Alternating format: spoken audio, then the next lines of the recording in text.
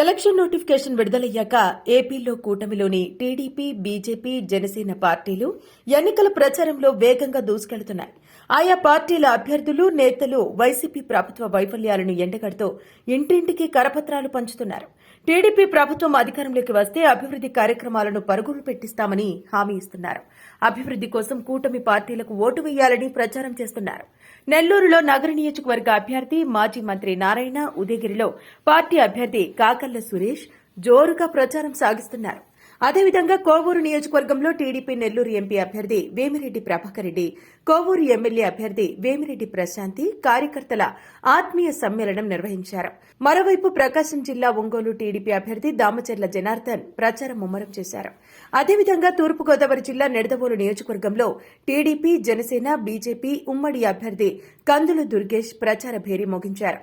గోపాలపురం నియోజకవర్గంలో ఎన్డీఏ అభ్యర్థి మద్దిపాటి వెంకటరాజు ప్రచారం చేయగా గ్రామాల్లో మహిళలు హారతులు పట్టారు. మంతెన రామరాజు మహాదేవపట్నంలో ప్రచారం చేశారు. అదేవిధంగా శ్రీ సత్యసాయి జిల్లా మడకసిరి నియోజకవర్గంలో కూటమి అభ్యర్థి సునీల్ కుమార్ ప్రచారం చేశారు. ఇంటింటికి సూపర్ 6 పథకాలను వివరిస్తూ కరపత్రాలు పంచారు. పుట్టపర్తి నియోజకవర్గం కొత్త చెరువు మండలంలో కూటమి అభ్యర్థి పల్లె సింధూరరెడ్డి ప్రచారం చేశారు. తిరుపతి జిల్లా చంద్రగిరి నియోజకవర్గం తిరుచానూరులో వైసీపీకి చెందిన 100 కుటుంబాలు టీడీపీలో చేరాయి. టీడీపీ అభ్యర్థి పులవర్తి నాని వారికి కండువా కప్పి పార్టీలోకి ఆహ్వానించారు. మొత్తానికి ఎన్నిక సమీపించే కొద్దీ టీడీపీ కూటమి పార్టీలు ప్రచారాన్ని వేగవంతం చేసి ఓటర్లను ఆకట్టుకుంటున్నాయి.